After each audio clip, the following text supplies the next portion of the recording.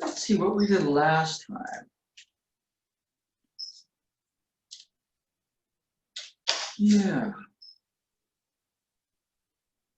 The last time was interesting because we were going through some things that what Sensei talked about, and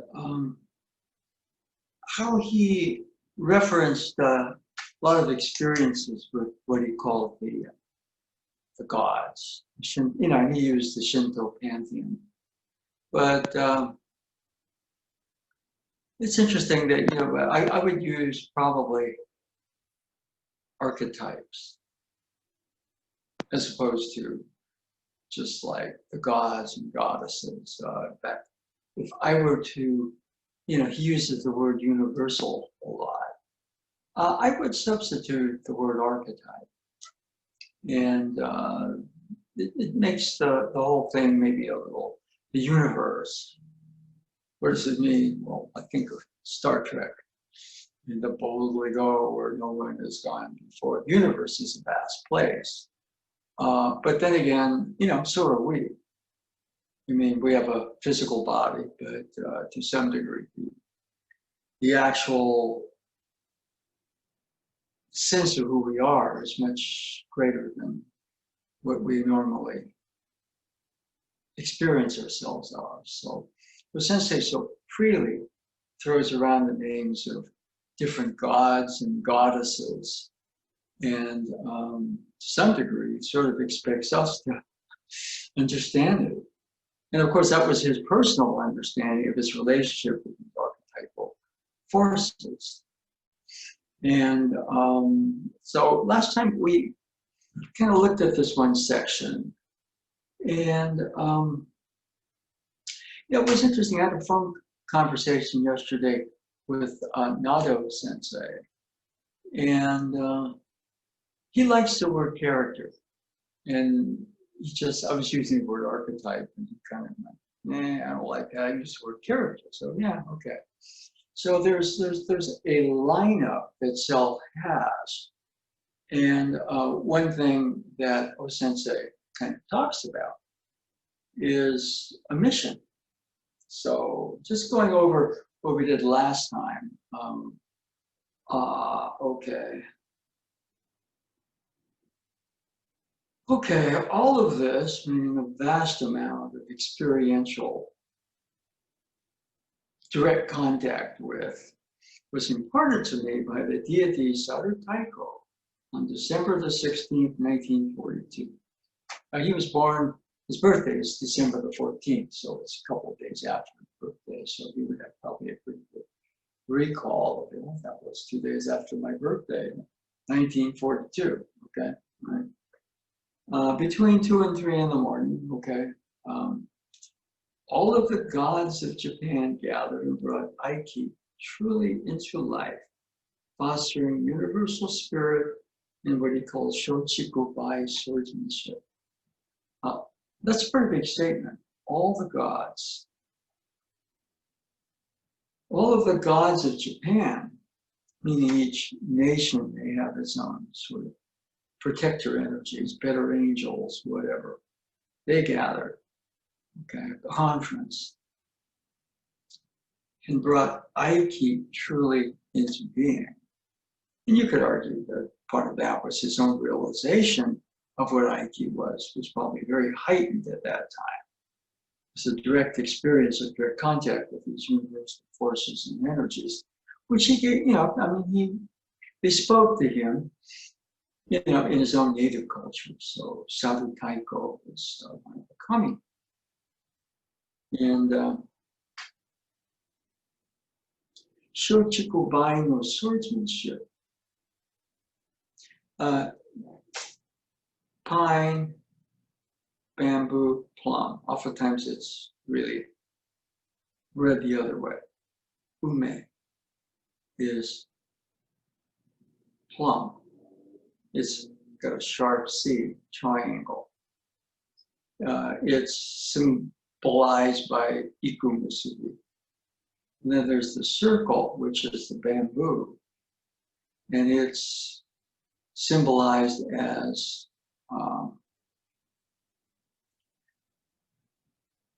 Taru Musubi, okay, the circle. And Tama Sume Musubi is the square,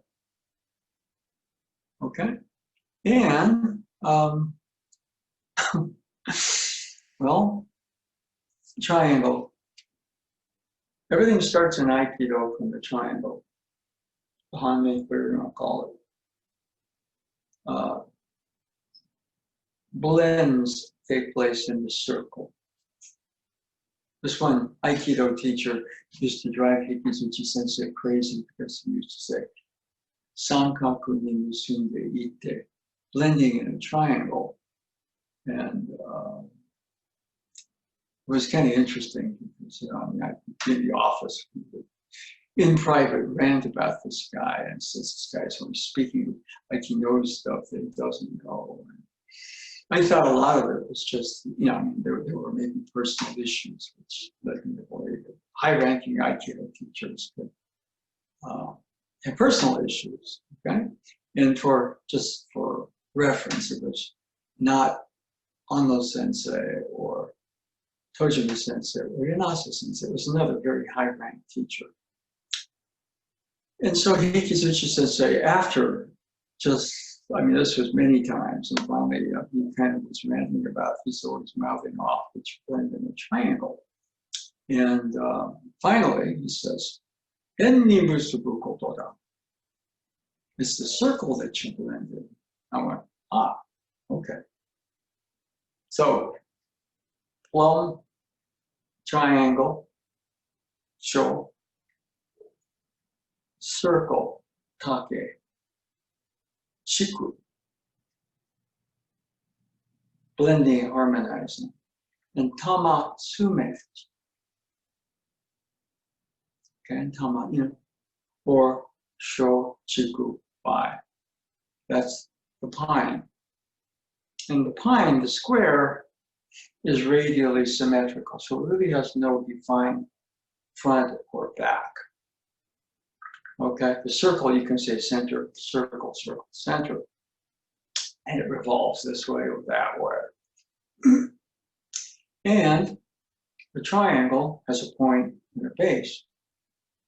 The point pierces.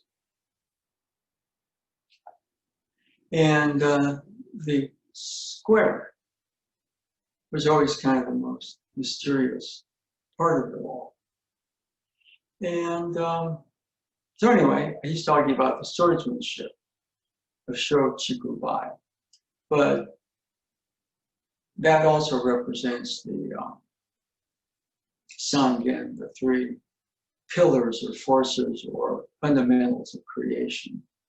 Ichi, the first soul, first consciousness. Shikun, four souls or sub-qualities or sub-souls to that. Sangen, three fundamentals. Sho Chikubai. Then it goes into the 8 powers. So he was really big into that. He says if you really want to understand the universe, you have to understand the 1, 4, 3, 8. And he also spoke a lot in terms of different energies, and he had names. Okay. And so we go on just a little bit more. The double-edged sword of heaven and earth was manifest. That's during that time when you had that revelation.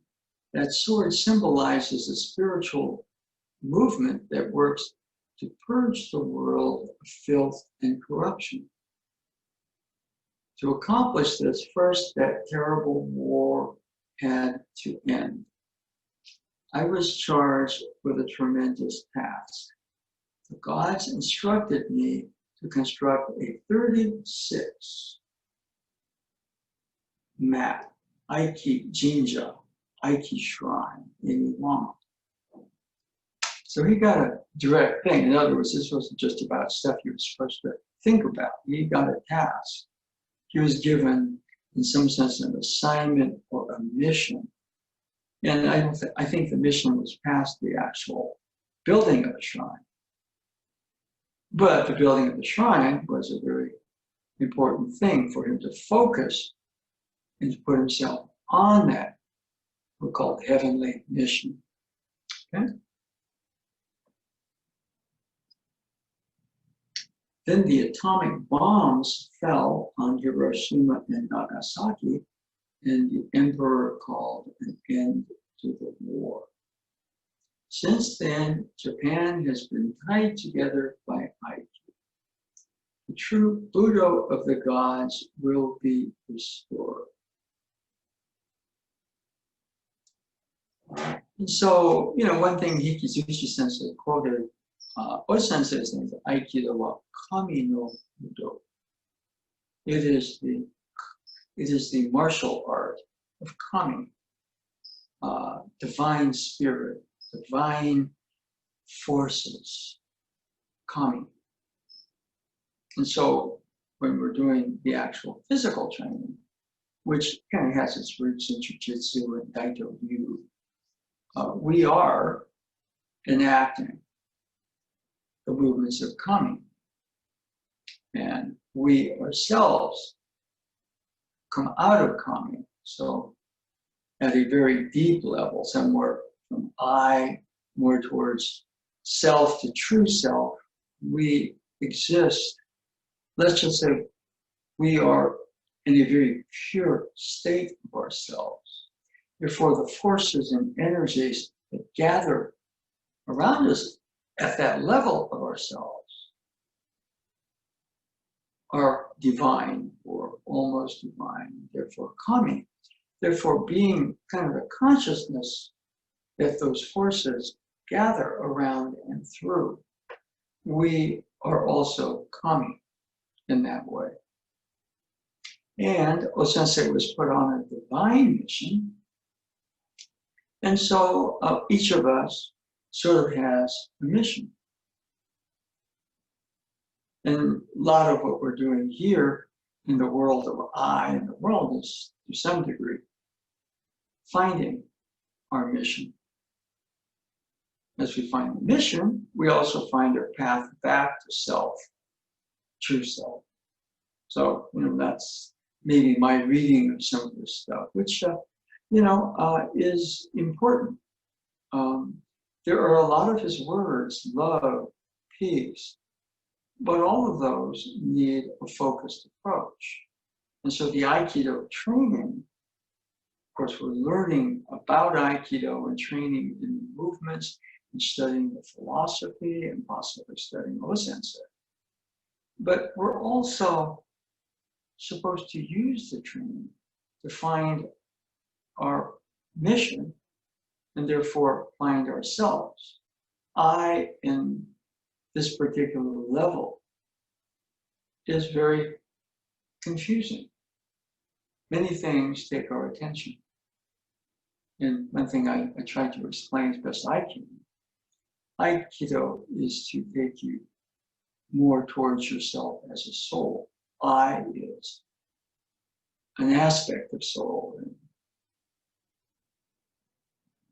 And as we go deeper and deeper, I to self, the deeper self, the deeper self, we go towards that. And in doing that, hopefully one of the things we find is our mission becomes clearer. So, in terms of my own personal, there's no dojo at this time. All right, it's closed. It's on hiatus due to the pandemic. So my mission, in some sense, through these broadcasts, is to somehow keep the practice and emotion alive. But it also is to try and do my best to get people to research O-sensei stuff more, and maybe to give you more tools for your own study. And really, he's somebody who found his mission. And therefore he found himself. And as he practiced misogi, which is again whittling away the I self, he found a connection to the whole universe and himself as he or she who has the secret of Aikido can say they have the universe inside them and can say, I am the universe I am. That's pretty big. And so that was kind of his mission. And, you know, the actual vehicle of his training was martial arts. But, you know, there's so much right now attention given to the protests. You know, one way of looking at Aikido, it was probably, you know, this is my interpretation, it was those senseis' protest to the way that bu or martial was used in World War II. And it's so easy to make martial arts into the I winning, the I strengthening itself to win. And as he progressed, he said, no, true victory is victory over the I. Masaka agatsu. Agatsu is self, but it's not so much victory over self, it's victory that gets you to self. And as that keeps on going, there's katsu hayabi. And katsu hayabi is translated in many different ways, but one of them is that speed which transcends time and space. Jikanto kukan ochotsushita ayasa. And the other thing is, you know, jikan kukan nash. There is no time, there is no space. There's just an original. And so he may be talking about going back to the one, the original consciousness, soul, power, whatever you want to call it, we all came out of. And again, our mission, our purpose, is our journey to ourselves, and therefore our journey towards that more original. So, you know, what it sort of come to me, I mean, if we kind of go over this stuff, what you find is that not too many people were interested in this stuff in a sense they was trying to lay it out. And he put it out in very creative ways, you know, using symbolism, using archetypes. But again, he was talking to the Japanese people, primarily at that time, using the characters in their fairy tale myths. And therefore, you know, the ones who went to the dojo to hang out with their friends and learn technique and work up a sweat and all that stuff, they oftentimes he was not viewed very well. And Ando Sensei and Tojima Sensei really told me that, yeah, I mean, when he started to kind of really single them out to teach them about certain things, they just couldn't handle it. And it was just so different than the way they were wired when they saw training. I mean, they understood he was doing something very good and very important, but personally, when they were that young, it was really difficult for them. And they also said that they really regret they didn't pay more attention to what he was trying to teach them. And those are a couple of my teachers that really, when I was in Japan with Linda Sensei, Mary Sensei, they would come over and sometimes we'd spend the whole night just going, you know, not just the training in the school, but building a personal relationship through them with those sensei. So, you know, my mission, you know, through these broadcasts to some degree is just to somehow try to, in this generation, in this time, which can't be any more trouble than World War II or pre-World War II, to somehow try to awaken that or keep it alive. Okay, so going on just a little bit more.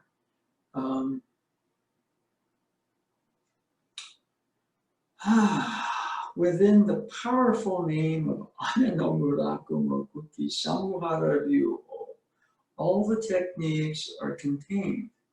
It is in your blood. as for me, I was an incarnation of the deity Izunomi no Mikoto, the spirit of reformation and renewal.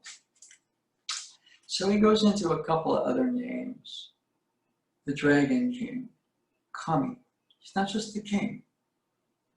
Ame no murakumo kuki samu hararyuo no omi kami-sama. And then Izunome. One way of kind of looking at Izunome, I mean, no, this is me, but I think of the deity Izunome no Mikoto. I believe it's a female kami. The first couple of generations of kami were hitorigami. They were not conceived through any sort of masculine, feminine. They were conceived out of the one. But I believe Izunome is a female kami. Could be wrong. Jack, you're wrong, okay. But the spirit of reformation and renewal. I think in our culture, that's Wonder Woman. Last time we were addressing Superman. Superman, Sano, storm god, Shinto god of strength, protector of earth. Storm, Thor, Sano. So there's kind of an interesting sort of kototama at play. In other words, kind of in the mythology of a country, a lot of the characters of that mythology may represent divine forces, archetypes, whatever you want to call them. I like archetypes, Nido Sensei likes the word character. It doesn't matter. You can go to war over your choice of metaphors. You have to just say, yeah, I sort of get a little clearer what you mean by character now. Okay? And he looks at me and says, or over the phone, I don't like the word archetype. I said, okay, cool. From now on, it's character. We find a common ground. That's the Aiki, that's the circle, Tamatsume Musuki. And, I put a archetype, he comes back, character, okay. That's the triangle, the plum. In other words, be direct, take that process into some sort of harmony, okay. Character, archetype. Since it's your meeting, it's character. Right? I still like the word archetype, okay? And I'm not going to just use the word character, but I got to realize that, yeah, okay, he has his reasons, that's his word. The square. Oftentimes it's kind of seen as the end of a technique, the throw, the pin. But also, somewhere in here, Sensei really talks about it, and he says the square is of neither the manifest nor the hidden realm. Yeah. So what does that mean? So if we go manifest, hidden, divine, he's giving us a clue. It's the divine realm. And when you see the moon in the sky, this is something in another place, which I go look for, but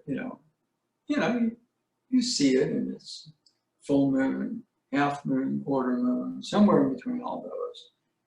But when he says there's no moon, there is a moon. It's just not visible. So when you don't see the moon, that's the square. So whatever the square represents, it might represent original consciousness, true self, soul, spirit. It's everywhere. But to the eye, in creation, it's there, but not necessarily there. So the misogi is to get from I to self, the deeper self, to truer self, all the way back to true self, or fancy name, soul, spirit.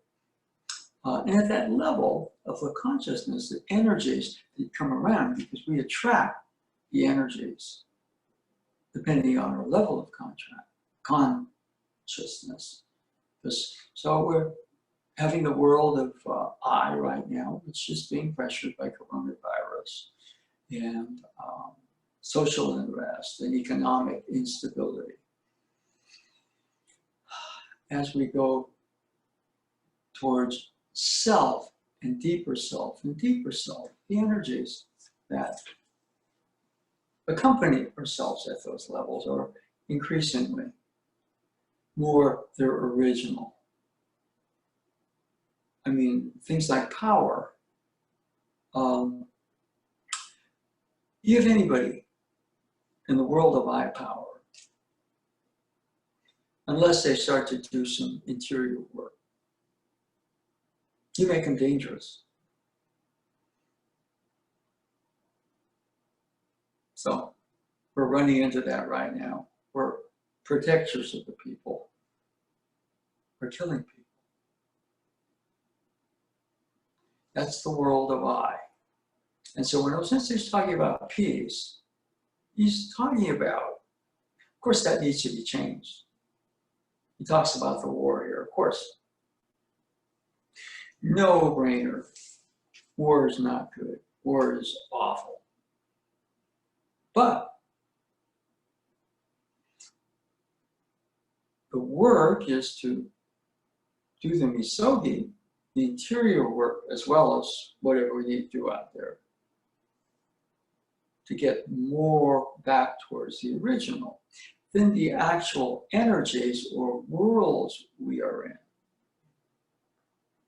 reflect that level of consciousness in us. And at Osensei's level of consciousness, self, soul, spirit, the energies of his world were coming. And he was on very good terms with them, and so he had names and he would talk to them, and of course that was his own culture's names. May not work for you or me, so we have to find our own. But the journey, in some senses, is mapped out for us. He called it misogi, whittling away from I to self, to deeper, deeper, deeper self, or finer self, to truer self, and truer self all the way to the original, the one that we all consciousness comes out of. That's our journey. And we have a mission to help us refine, give us focus. So anyway, that's where we are with that right now.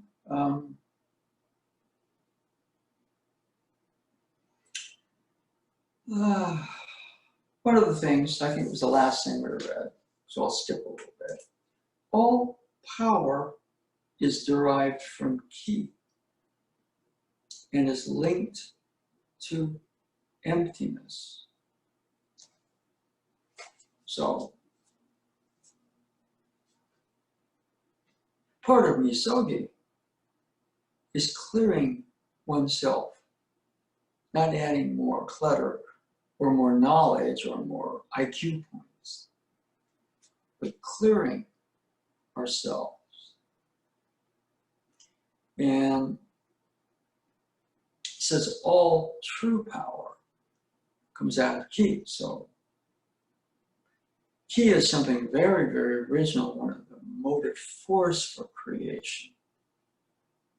This energy, something he could wield as he was in his journey. And his journey was to kind of bring the truth of martial arts out. And so if we look at today, all the techniques really are outmoded because there are things like guns and weapons. So we can kind of see the training in Aikido is maybe Osensei's enlightenment creating kind of a protest to what martial arts might become.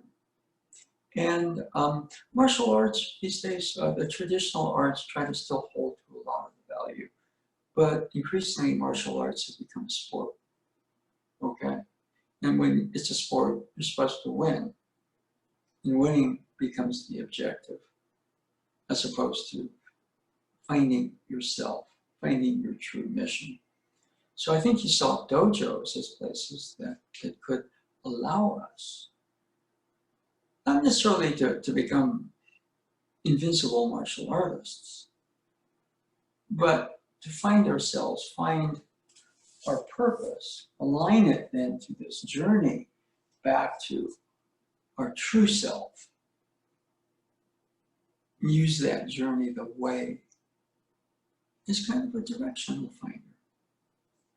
And so for that, the dojo brings you in contact, hopefully, with good activity, good people working on themselves, refining themselves, meeting, of course, we're doing O-sensei's forms, although he would say there are no forms in Aikido because Aikido is the study of the spirit. What is the truth of us? It's something very original, so the energies around us that accompany that level of us are pure. They're spirit or kami. And therefore we, by association, can become kami. And he got to the point, well, kami, we find our own god or goddess nature. And if we do that, then we ideally, become leaders in the world. One of the things that is too bad is because, politics is so crazy. But really what we need somebody whose agenda is not position and power, but somebody who can turn the whole terrain of politics into a stage where we would see that person unfolding on their journey from I to self, the truer self, all the way back there. And that person would be a little bit like, look at the nation a little bit like the Star Trek Enterprise, and he would be Jean-Luc Picard, or she would be Commander Janeway of the Voyager, or whatever. So that's what a leader is. Now, we can do our particular part by accepting ourselves as being on that journey to some degree. And as we line up to that in ourselves, so will we attract other people that are also lined up to that. And then as that starts to coalesce, then there's a movement past just the individual to a group or society or a nation and ultimately a world. And therefore we would have O-sensei's heaven on earth. It doesn't mean that we'll all agree, but we'll be coming from that place where we're kind of transparent to each other and where we be allowed our own differences in personality and quirks and everything. But just like Nado Sensei likes character and I like the word archetype, we have a particular way then of being able to communicate through respect, through love. That's what the dojo training is supposed to do. It's harder now because we don't have the social activity and the actual social, physical contact. But this can also be a rich time if we realize that generally there's turmoil. There's I, starting to go towards some true nature. What does that really mean? It means that I is following something that it loves, not to get something, but because there is a love. And for me, it's what it really ignites my imagination. It draws me into things and people that I love. And following that, and what does the world do? Well, it puts obstacles in your way. Because in a lot of ways, there's a development on that journey from I to self, where, okay, we're just given all this, oh, fantastic. By the time we get there, part of the enlightenment is not just some sort of, my sense, a flash of understanding, wow. Moments like that are really cool. But there's also a forging process on the way there that is also important. So yeah, we're going to run into obstacles. When you're following that love back to its original, it's almost a guarantee things will come up that would seem to block your way until you respond out of hate or disillusionment or judgment, or do we keep going? We follow that path of love back to its source. So anyway, that's probably enough for today on that one. So let's see. Okay. I thought I'd do. We normally work in the other room, but I was working in here. So something I thought we'd do. We're kind of where we are. We'll move into the other room for the Tai Chi. Okay. And this is kind of a den area. And I do some work in here. And one thing that I thought we'd do,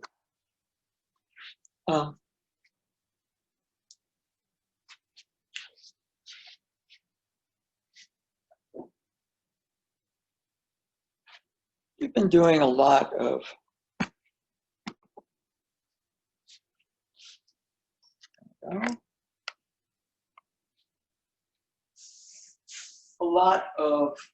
sword work.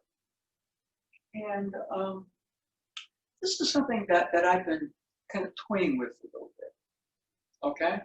And it's a lower body core drill. In fact, I was watching Stephen Curry, and he was doing this because, he's in social isolation right now. He's putting things out there to help other people. And so this is a drill that he does with a basketball. And I realized you can do the same drill with a bokken or anything.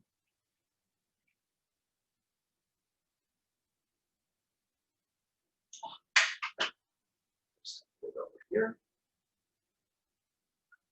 And we do have some limitations.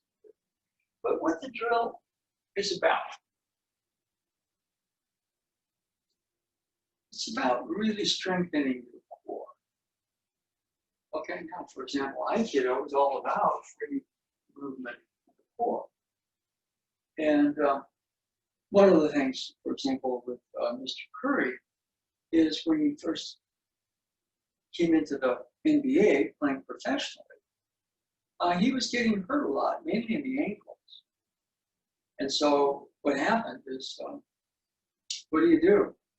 Well, he had a couple of surgeries on his ankles. But what they did is they put him on a program to strengthen his core. Because in some sense, with all these movements, a quick shifts that really are tied to here. And, if we were out here, then, the ankle puts. But your movement is almost tighter, as in like, you don't want a loose wheel on an axis. You want a tight fit that allows spin. So when the core is more solid, then what happens, my sense, is that the actual ankles are out there in periphery and chaos, but they're organized around the core. So one thing that he did, and this is an exercise. Okay? Now what I'm doing, if you want to try it, be careful, depending on age of knees, or what I found is kind of interesting. It's like, whoa, my knees,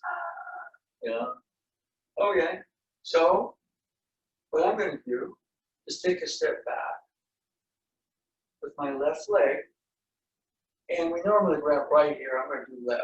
Okay. Step back. 1. And as part of 1, what we're going to do, see, I actually have something soft in there, but you go slow. 1. Okay. 2, and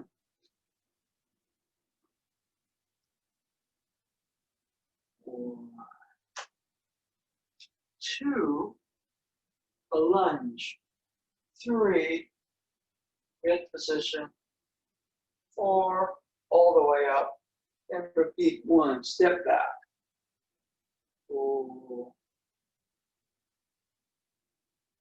2, a lunge position, thrust, 3, 4,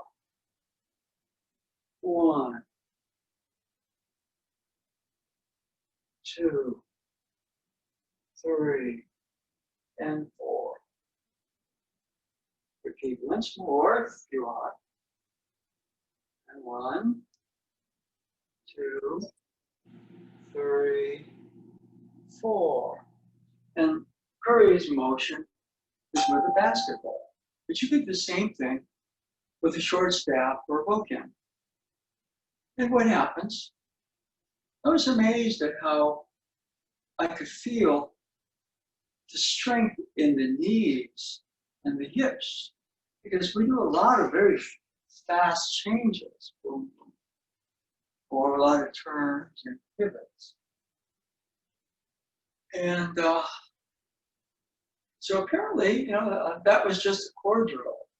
And I sort of got the feeling that there's probably a whole forest of those that he does, just to. And as we do that, then everything starts to line up, so to speak. Let me. Anybody try that? If you've got more aged knees, but you'll find that that first one there's a clunk on. That's why I have the pillow there.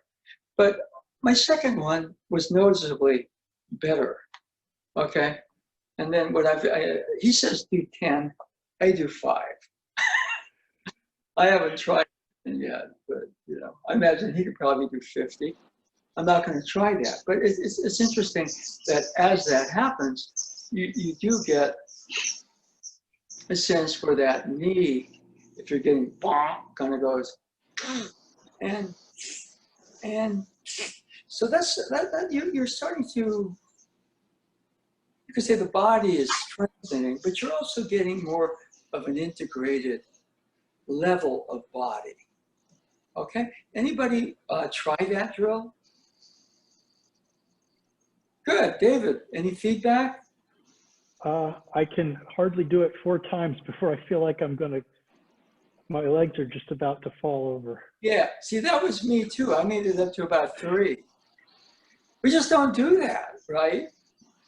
But, it's surprising now, I mean, I can do 5, right? And not to say, it's probably better to do like, if you get up to 5, then don't, do 10, you may really mess yourself up. All right, so you might just go into doing 5, and then later in the day doing 5 more for a while, then add. Get up to 10 in a way that's easier. Now, one of the things that I found kind of interesting. You can do it all day. I've been riding my bicycle around, so it helps. Yes. What was I've this been riding my bike around, so that's why. Bicycling is good. This is a little different, though. You see, I kind of, if you have pretty young legs, I think maybe you don't need to do this, especially Aikidos. A lot of the Aikido people are kind of in an older these days. Frank, not necessarily that's bad, but one thing to do is to not make it just the up and the down. Okay, it's real important. For example, okay, if I go this way again, see, I'm going left. The left is my weak side. It is kind of like, oh my God. My right side actually is pretty good. I was like, I'm pretty good here. I tried the left side, clunk, clunk. Okay, so here, stepping back, I should step back this way. Okay. Nope, we're going to go back this way. All right. So, and the slower you can do that, the better. But when you come up, let's see if I can do this. It's a thrusting motion. It's an elongated motion, almost like what you're going to do is take a roll, but well, you don't want to go just up and down.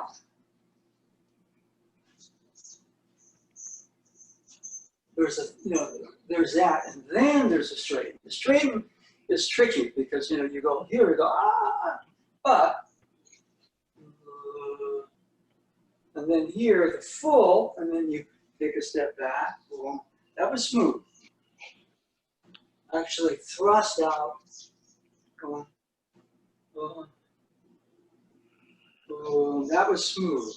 So as I do about 3, I get to the point where around the 3rd one, I'm not getting that clunk. So I suspect that if I ride the bicycle, see what's tricky about it is that most strength is really top to bottom. And so part of developing the core is getting bottom up strength. Bottom up strength. Strong this way. But in part of the lengthening there, in basketball, if all you do is move this way, you're hopeless. Somebody's going to go over there, you move this way. All you're doing is that you move this way. So we're talking Aikido now. But really, any sort of motion starts that way. If you go that way, you can go back this way. Go this way, you go back the other way. Boom, boom, boom. But I'm surprised, that as I kind of do this, right?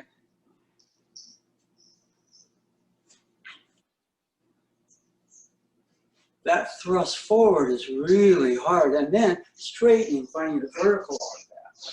The thing about a bicycle is it won't give you the actual sense of, from here to here is really hard.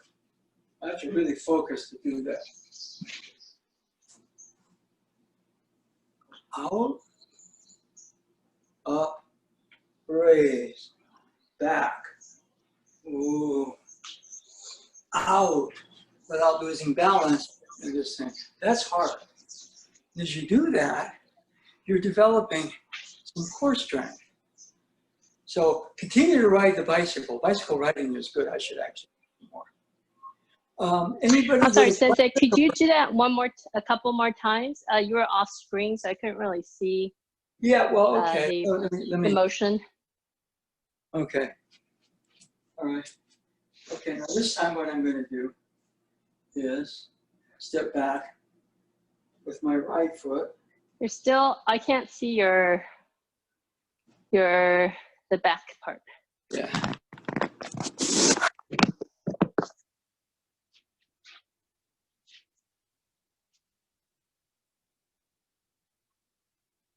Okay. Cut off my head, but I don't think you're interested in that. Okay. So actually we'll go back this way. Good. Ooh.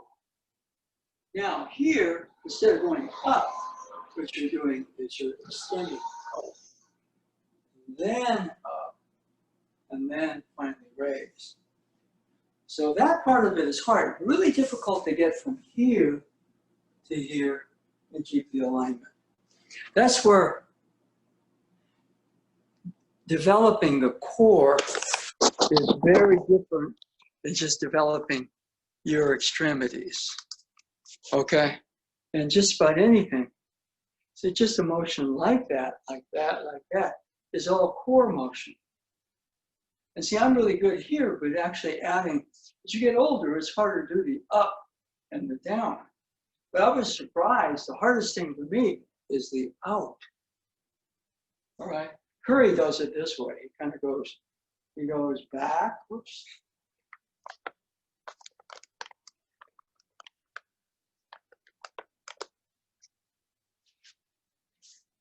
He goes right foot back. Now, lunge position. And then he goes back up here because this is his, on one leg, it's his layup position. Okay? But mainly what it is a little bit when you are doing that step back, the more you can ease into that, the more you're developing. See, the most of the knee is being supported by the development of your hips, okay, and your abs. Now, instead of standing up, the challenge is to actually lunge, stand up more, and then back. Is that a little clearer? It wasn't a great photo because I don't have a camera operator for me, but Chen, is that a little clearer? Yes, certainly gets my heart beating. Yeah, no, it's surprising. See, most people kind of, like Curry, for example, he started doing really working on his core strength, right? And there's something, it's called the deadlift, which is like, it's like this, right? No, there's go this way, but you got boom, and then, which I wouldn't want to try. He actually did 400 pounds. In fact, this was like years ago, not that long ago, about 2015, 2016. The only guy on his team who could outlift him on that deadlift was a 7-foot Nigerian, the Festus Ezeli. And there were a lot of other bigger guys. And the other thing is one time, there was a 7-foot center had the ball. And Curry just goes in here and he rips it free. This is the guy who's 260, 70 pounds, maybe 7 foot tall. And Curry can't go this way, but he goes this way, takes the ball away. And if you see his movement, boom, boom, boom. See, it's not where he's off balance here. Here you get knocked off balance. Here, if you're off balance, you right into a better place. Ukimi is all about that, which I'm not going to take a role here, but when you're taking falls, you're also developing the core. But it was amazing to me how you could just take like this. Ooh, ooh, and boom. The hard one is going out and from out to up. That's hard. That really develops the core. So balance and core are important. So I'm gonna, hopefully he'll post more of that stuff and I can turn his basketball drills into Aikido drills, and weapons drills. So let's see. What I'm gonna do is move this. We're gonna go and do some Tai Chi, okay? And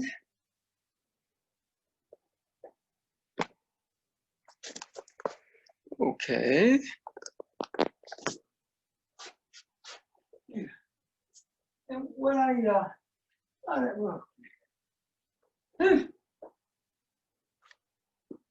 let's put this back here.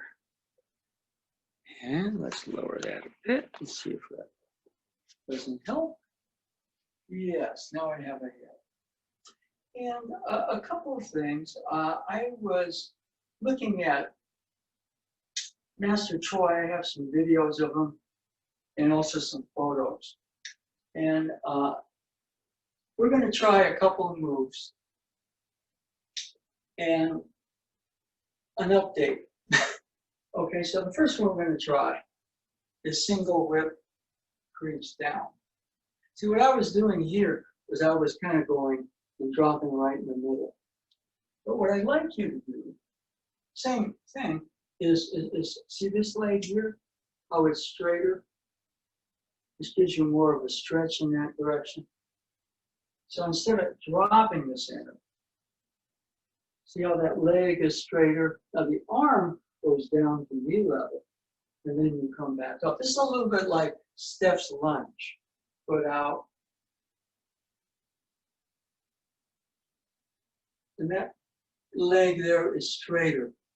Knee, go down to your knee and back up here. Do that a couple of times, you'll feel it. Try it. So instead of that way, we're lengthening, stretching the left leg. So it's a little bit of an update.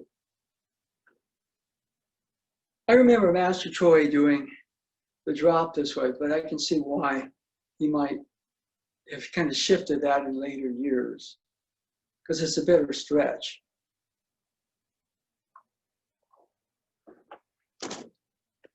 Anybody with a question on that or observation? David, that's a little different than I think I was stressing before. Any comments on it? Well, at least for me today, it's kind of hot here, so doing that, it's making me, it's a little bit tougher.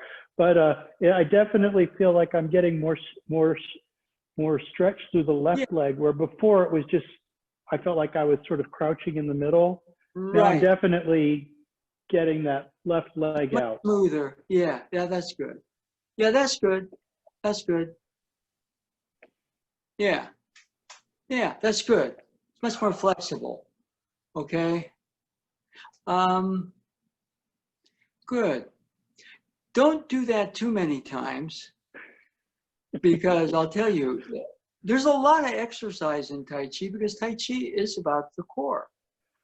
And if you do 5 of those crazy curry moves, you're gonna feel it. Okay? And make it up to 10, that's good. I'm not gonna try 10 for a while, but I'm gonna just stay with the process of it a little bit, because I see really good changes in my body. Okay, anybody else with a question or a comment on that single whip? Okay, then what I thought we'd do is, the other thing I noticed, just kind of going through just watching old videos. Pace.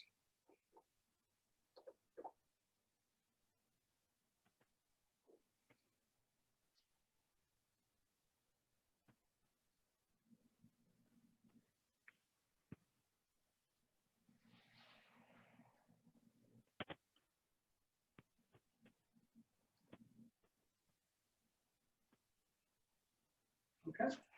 So what I'd like to do is just go through one of the 30 movement exercises, okay? Try to match my pace. Say, you just, I realize over a period of years, like the long form is 20 minutes. And he said, anywhere between 16 and 20 minutes. I was getting around 17 minutes. But matching more the upper end of it, so there's a difference between that and this.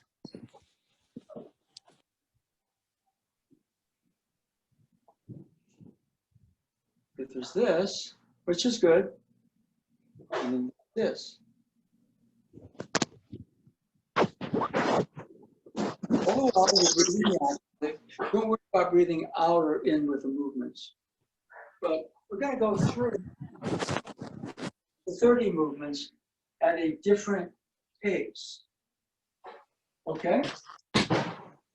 So, relax the chest. Breathing is natural. Commencement.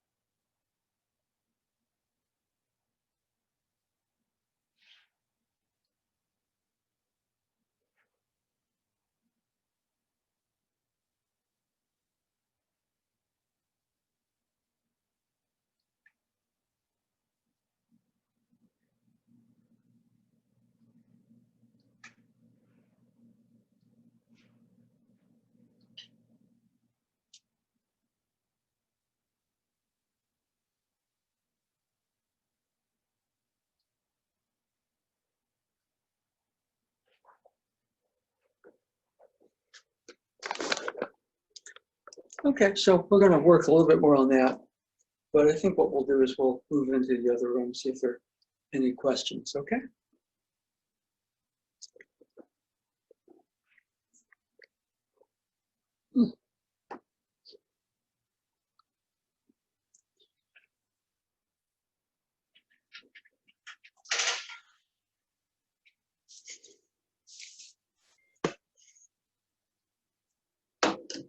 Okay. Yeah. Have a couple of people here. So any questions about, especially, it's a different pace. Anybody with maybe a comment or observation about that?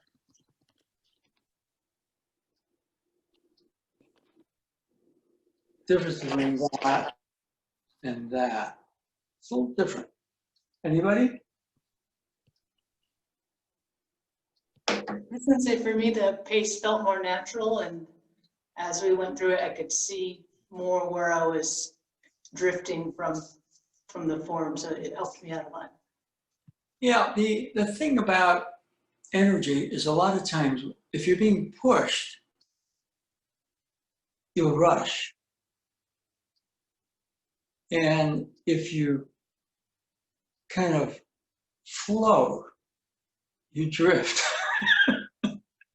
and so there's kind of that, you know, as much as it's about opening, there's kind of that little zone. It was interesting because I have a couple of videos of Master Choi not doing the whole form, but you know, just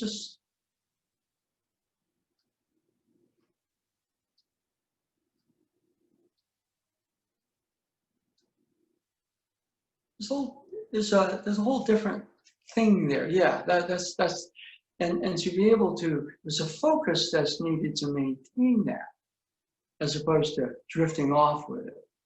But there's also a sense where if you get a little too with the movement, then you're kind of being a little pushed by it. And so I kind of looked at that, and I started to just work that pace myself. I thought, you know, there's some really interesting things when you start to do that. Okay. So anyway, anybody else with a question or observation on that?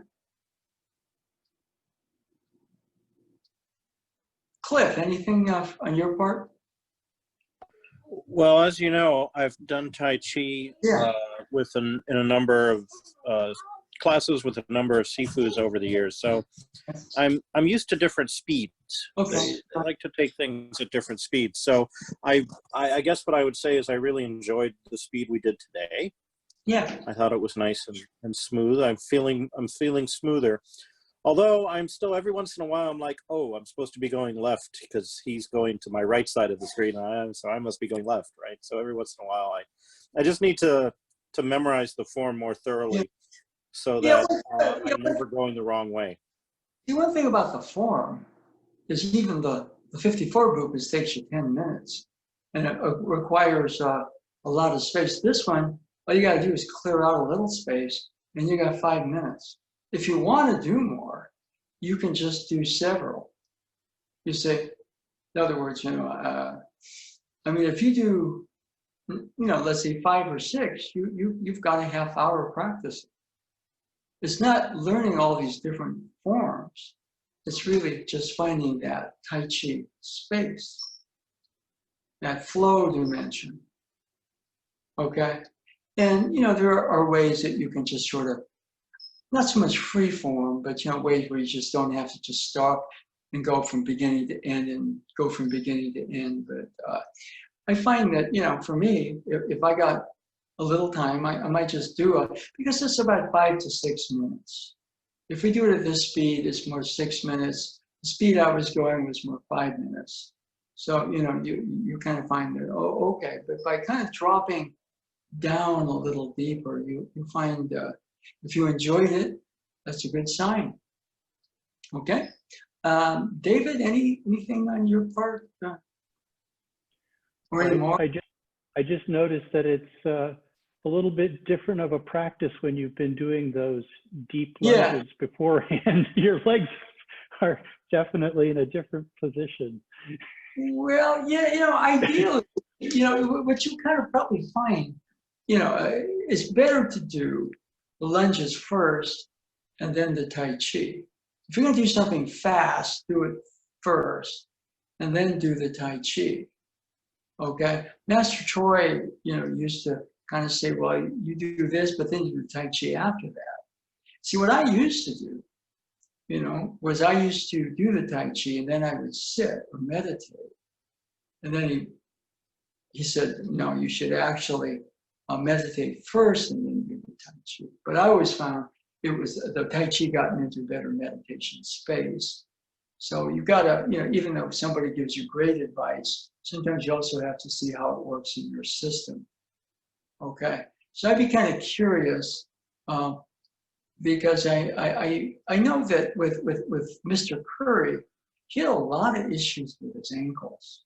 In fact, it looked like for a while he was this really gifted genius whose body was going to betray him, and he wasn't going to be able to play at the professional level, because of injury.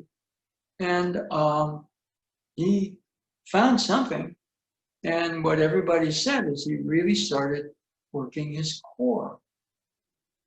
And we can kind of visualize him lifting weights and strengthening his core. But I think I think you have to do that to play professionally, okay? But I think more than anything else, he was just doing movements like that. And he strengthened his core naturally. And then what's really funny about, for example, arm strength, I'm going like this, and I'm trying to open a jar or lift something. And I keep on doing it, and I hit a limit. But when I get my core into the motion, I get a full motion, and therefore I'm strengthening my hands or my upper body in directions because of the strength of the core that I wouldn't if I just make it an upper body contest of strength. So within that, I've always found, for example, a lot of times what I'll do is when I'm driving, I'll just do isometric core exercises, paying attention to the traffic, of course, right? But, things like that can actually, in order to actually get your hand strength past a certain level, you have to have some core strength, or you just keep on topping out. So, even the Bokan work, what we're kind of doing that. Ultimately, you can move your hands fast, but it's boom, it's core. It's core. All Tai Chi, very slow, but boom. That's all. Vibration, though. Things like a vibration, your core vibrates, boom, your hands move. And so, if I watch Curry, it's like watching a Tai Chi or an Aikido master when he's really in his flow. Okay. Okay. So I was kind of thinking, wow, I got to try this exercise. I know that I sort of got the feeling that was probably one of his major things that helped him with his ankle problems, was just that simple core exercise. Because, his whole thing was exercises, that people underestimate. Because, if you're moving a whole bunch of weights, and that's pretty, but on the other hand, you're doing these modest little things, Tai Chi or Aikido, it can be very underestimated. It's just, what are you guys doing? Yeah. Curry, why are you standing on one leg? How come you're not in the gym lifting 400 pounds? Well, one of the reasons he could lift 400 pounds is he did that, right? And so, things like that, or physical strength and size have absolutely nothing necessarily to do with one another. The Warriors had this guy named Earl Boykins, who was 5'7", and his major thing was he was fast. And, he was about the height of an average NBA dribble. So as much as, he was short, he could create chaos because there was nobody like him. And he was just like a little rat out there moving, and he could steal the ball. And you try to move of the rat. No, the rat's got to run rings around you. And that was Earl Boykins. But apparently, this is another guy that, you know, when the warriors of that era were not very good. But he would go into the weight room and other guys would leave. And all these guys that were 6'8", 6'10", and this little guy would come in there and outlift all of them. And O-sensei was not, I mean, you know, he was, you know, maybe when he was in his prime, he was 5 foot by 5 foot, but he wasn't massively big, right? But he obviously, I mean, you know, there's other things he had going for him, but he obviously understood the motion from his core, all right? He understood how the manifest realm worked, okay? And he took it into other dimensions of self. Therefore, other dimensions of energy were there. So he had both kind of the lineup in the physical, and also, you know, he understood how that worked in finer dimensions. Okay, so anyway, that's pretty much it. I was maybe going over this again because this, if you have the secret teachings of Aikido, this is page 96. So. And I, you know, what caught my eye, you know, right towards the end, all power is derived from ki and is linked to emptiness. There's a lot there. All power is derived from ki and linked to emptiness.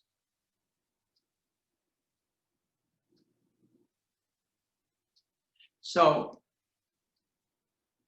as the I goes back to self, there is a process where things become more empty. As I and its dialogue lets go. And then there's an area where, even though they're probably somewhat different, but they're very close, the energies of creation key. As self goes more original, so does that start to kind of chime in more fully. So I think that's what it's trying to tell people. And in fact, you know, one of Mary Heine Sensei's favorite stories is she's training at Honku Dojo.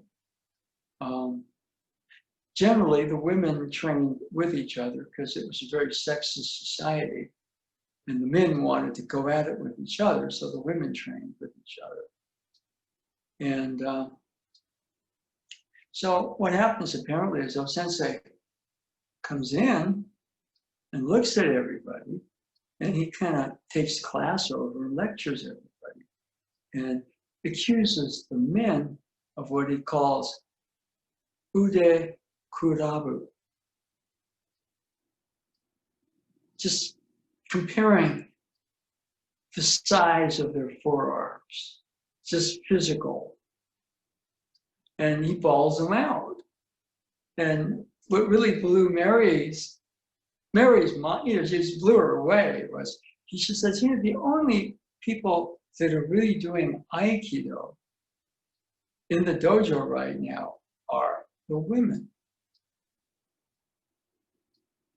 And she said that kept her going for a long time.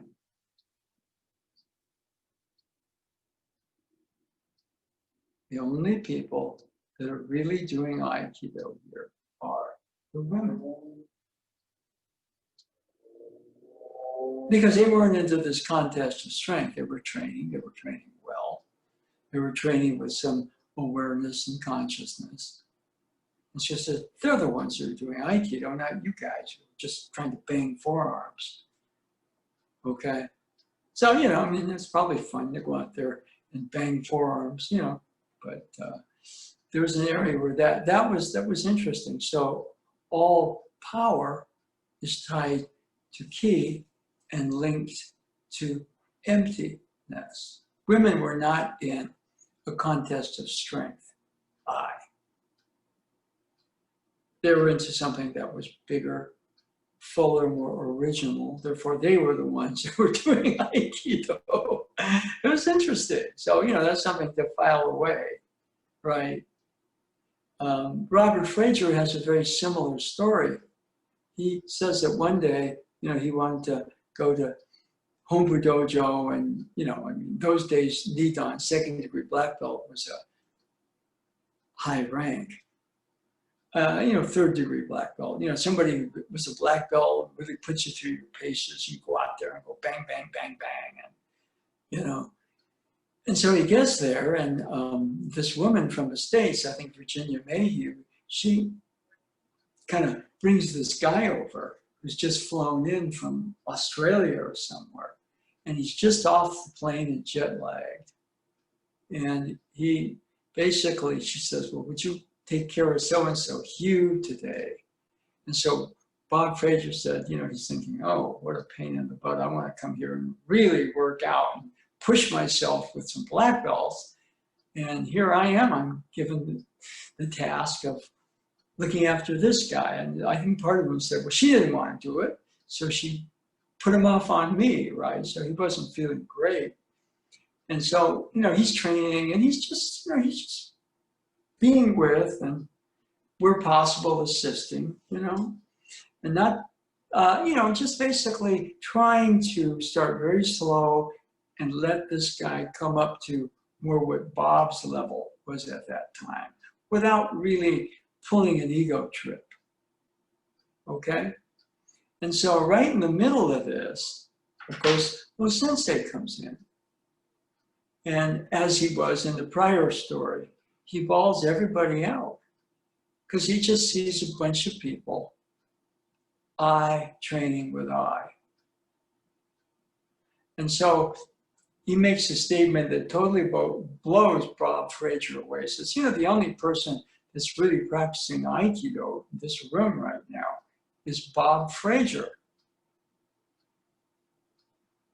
He was sincerely being with this person, working that person at that person's level, and helping him to improve in a way that, was commensurate with his level and situation.